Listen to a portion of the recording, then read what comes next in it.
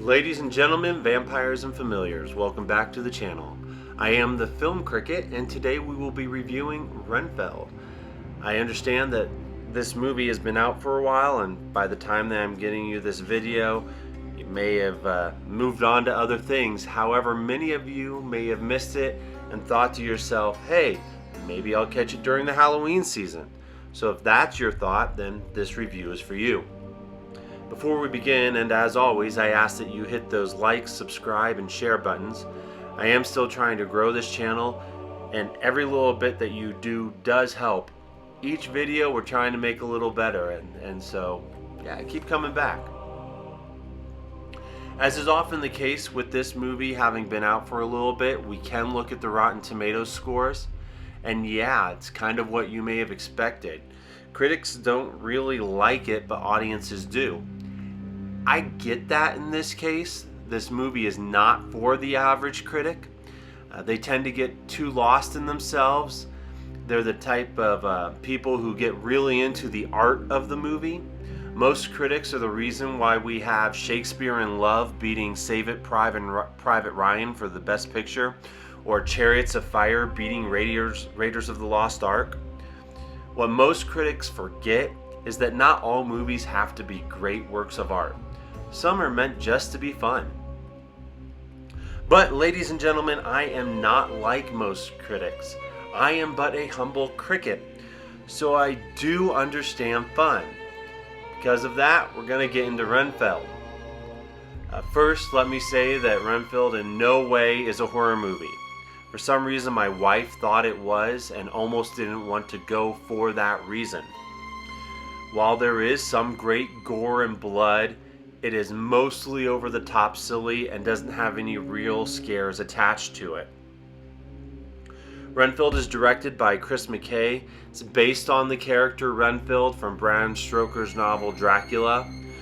The movie does star Nicholas Hoult as Renfield and Nicolas Cage as Dracula, and it also has Awkwafina as a cop. Set in present-day New Orleans, the film follows Renfield as he tries to break free from working for Dracula. Renfield is Dracula's familiar, so he has to do all the crummy work that Dracula doesn't want to do or can't do because of the daylight and stuff.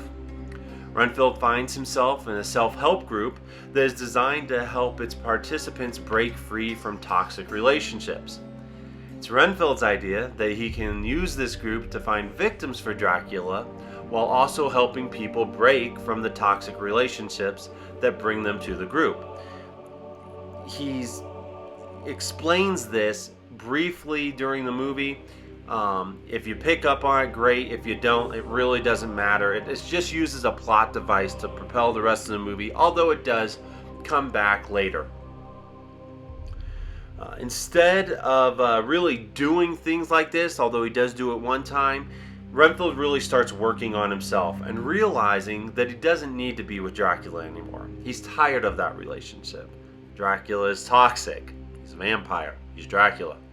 He's played by Nicolas Cage. What do you want? Renfield does end up getting involved with this drug crime family, and that's what ties him to Awkwafina's cop character. Renfield is there when this drug exchange happens, and that really puts him in the middle of all this.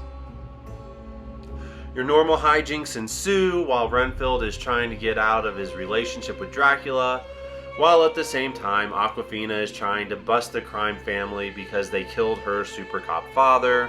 Renfield is helping her with this. It all just kind of mushes together. Renfield does exhibit some superpowers that he got from Dracula for being his servant, but in order to activate these powers, he has to eat a bug. You see him do this a couple times. It's not overly gross. It's just a thing, unless you really don't like people eating bugs, in which case, yeah, it's gross. While there's a lot more going on in the movie, this is really the main storyline of what's happening. Don't misunderstand me. Renfield is not great cinema. It's barely even good cinema. But it is fun. You know, Nick Cage as Dracula is just as over the top as you expect him to be. He's the real reason that I even went to the movie in the first place. In fact, some friends of ours just happened to be in that theater at the same time. He was the real reason they went to the movie in the first place. It's just Nick Cage's Dracula, and that's cool. It is really unfortunate that he is not in more of the movie. Look out for the scene where Dracula is in Renfield's apartment. I think it's probably the best scene in the movie and really lets Nick Cage shine. Because the movie has a theme of toxic relationships, it does lean into that topic a little bit much. I do not mean to say that that's a bad thing. In fact, in any other movie, this would be an interesting topic to explore. However, in this movie, it seems almost wasted. While it's good to give Renfield a reason to leave Dracula, this is such a heavy topic for such a light movie that I think it kind of doesn't play as well as it could or should, and almost comes off as a joke when, again, it's really probably an important topic. I do like Nicholas Hoult in the movie. I think he did a fine job as someone coming from the old world and working in the new world. He really does pull that off. He really has the look, the speech. I mean, he's right for the part, no question. He has played a superhero in the past, so he does seem comfortable with the stunts and action scenes as they present themselves. He was Beast in the X-Men movies earlier on. A little problem with him is trying to pay off being with Awkwafina. See, he starts this kind of relationship with her. You know that's the direction they're going. Look, I'm not saying that that's totally weird. They're just not the same number.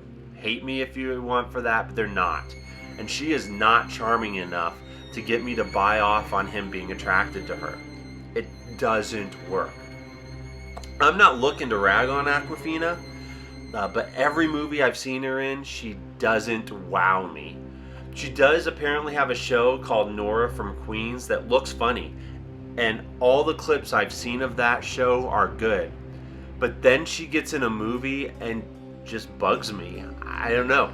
And I want to go back and watch Nora from Queens. Because like I said, all the clips, and maybe you've watched it, maybe you're a fan, and you're going to put in the comments how great she is. And I would probably give you props for that because she probably is great in that show.